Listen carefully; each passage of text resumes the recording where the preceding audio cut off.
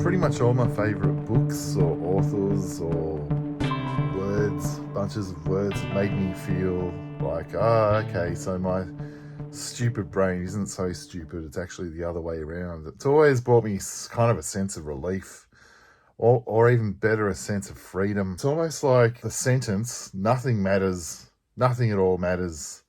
It's like the joyous side of nothing matters, not the nihilistic side. The same sentence could be either nihilistic or joyous. It flips it into seeing it as kind of celebratory and beautiful and a letting go. I was trying to write this morning, and because I'm writing every day, sometimes I just don't feel. I'm not feeling the emotion that I'm trying to tap. Often when I'm writing, I'll I'll feel something and then I'll try and write towards that feeling. And by writing towards the feeling, I feel like I can write myself across, like write bridges out of thin air doing that. Sometimes I'm not feeling a thing and I'm just feels like I'm just pushing buttons and pulling levers. But for a second, I felt that's a sense of, nothing matters. Nothing at all matters. And it felt like it swam near me like a dream and then just disappeared. And then I was back to just back in my head, and I was writing like I was solving a crossword puzzle with all the emotional nutrient of chewing gum. But yeah, that's what my favorite stuff does. It evokes the feeling, invokes the feeling of pure freedom, pure, I don't give a shit. And it feels so good. And I feel like my whole life I've tried to recreate that feeling that I've experienced from other authors like Michael Leunig or Charles Bukowski, sometimes Henry Miller. Um, just wanting to recreate that. So what I've done is I've gone back into my wardrobe of old straitjackets, pulled them out, and just put them back on. And then I've gone, okay, so this is how I get out of this one. I remember doing this when I was 27. This old mind fuck. And then I'll write about it, and I'll write about that feeling, that emotional straitjacket feeling, and getting out of it. And I've collected about maybe 5 to 10 different emotional straitjackets over the years. I think the first one a lot of people collect is the broken relationship one in their early 20s and getting out of that one. But yeah, I've collected a bunch over the years, and I've tried to write myself out of them in different ways.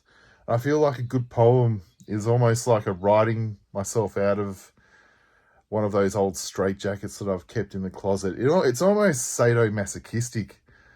It's weird, but it gives me some sort of great thrill and pleasure when I can find like the perfect way out of it. And it's kind of stupid. There's no life hacks or there's no simple ways out of anything. I mean, we're alive. We're alive, so there's no simple way out. There's no simple way out. But yeah, I've been thinking about that this morning. Just that feeling that I miss from authors who I used to read, who made me feel like that it was okay, that I'm fine. It's all right. It doesn't matter. Nothing matters. And yeah, I do miss it. And I feel like the last few years I've just been writing myself those poems for me to get me out of them. And I don't remember the last time I felt that absolute pleasure of relief. Taking tight shoes off or that. Yeah, I haven't felt that relief in a long time. And I feel like I'm kind of at the point where I've got to do it now. I've just got to do it. I've got to write it.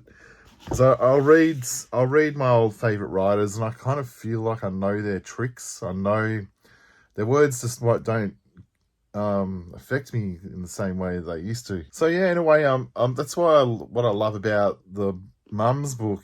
In a way, it brought me that relief while I was writing it, and I hadn't felt relief reading anyone else's words in a long time. And while I was writing that, I wrote it so fast. It came out almost without even thinking, and it made me. It was kind of a weird joy.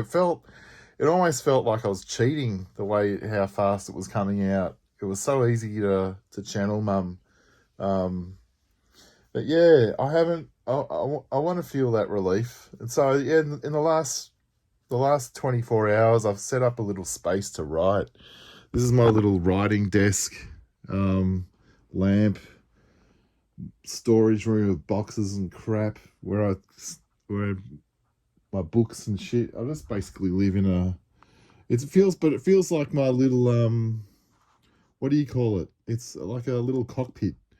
There's the garden. There's the cat bed, my typewriter, coffee and shit, some oils and crap and stuff. Yeah, stuff that I've been typing up. But yeah, it's a little bit of a step up from where I was working on the kitchen table, the cramped kitchen table where the cats also get fed. Some of the stuff that I write doesn't begin with an emotion. I'm really just almost, I feel like just a crafts person churning something out. And it's a miracle. And when I'm churning something out, I just feel like I'm a sad magician presenting my work. Then I'm stealing the wonder from the audience's eyes because I know how the trick's done. I know what I'm doing. But yeah, it's writing Mum's book was thrilling because I didn't know what was happening, didn't know how it was coming out. It was just surprising me constantly. And now I'm back to sort of churning stuff out.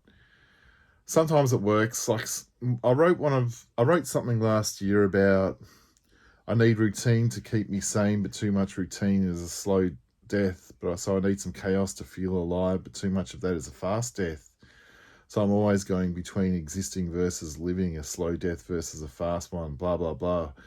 I remember thinking, for me, that felt self-evident as I wrote that. It didn't feel like I was challenging myself. I felt like I'm just writing about how life is all about balance all the time in a slightly more long-winded kind of way. But that really resonated. So I've got to remember that the benefit of writing at the age of 50 is, well, I'm 49 now, is that sometimes I can get away with writing something that I think is self-evident.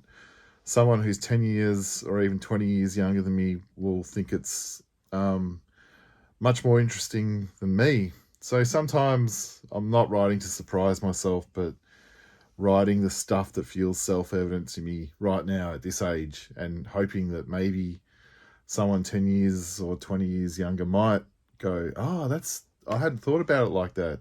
So I always used to feel like that when someone was 10 years older than me would say something was probably self-evident to them. But it was interesting to me at the time. So yeah, so a lot of the time I'm relying on the fact that I'm 49 and I'm hoping that I can get away with sometimes just saying what might be self-evident to me is interesting to someone younger. But yeah, the stuff that when I surprise myself and I go, that's what I think. That's the stuff for me that's interesting to me. And that's when I don't feel like I'm fooling anyone or fooling myself. That's the gold for me. Now, today, I haven't read a Bukowski book in a long time. And so I got this, and I remember reading this one about 15 years ago. It was 2009. So 16 years ago, You Get So Alone, That Just Makes Sense. And he wrote this when he was 65. So this got delivered today, and I hadn't read a Bukowski in a long, long time. And I thought, because this one used to be one of my favorites of his back in the 2000s when I sort of first read his stuff. And so I'm curious to read how he was writing as a 65-year-old, because I've heard that he said that he started to get more simple and just more direct, because I really like The Last Night of the Earth poems, which is his final collection of poetry before he died that I've got. So this is his second last one that he wrote. But he was so prolific. He wrote so much stuff that there's a lot of crap in there as well. But I'm curious it's a book I haven't read in a long time, and so I'm going to enjoy that today while I sit in this little cockpit storage room of my stuff. Yeah, it was Michael Leunig and Charles Bukowski who were the first two writers who brought me some kind of sense of relief. But yeah, it really is. It really is taking that idea, that single sentence that nothing matters, and that can be either interpreted as nihilistic or completely joyous. And it's just those rare moments where I go, oh, it's joyous. That's when I feel semi good, and that's where all the good writing comes from. That's all my favorite writers have basically said nothing matters in the most positive, beautiful way. Anyway, if you'd like to leave a review for this on Spotify or Apple, or comment on YouTube or wherever you're listening, I'd love it.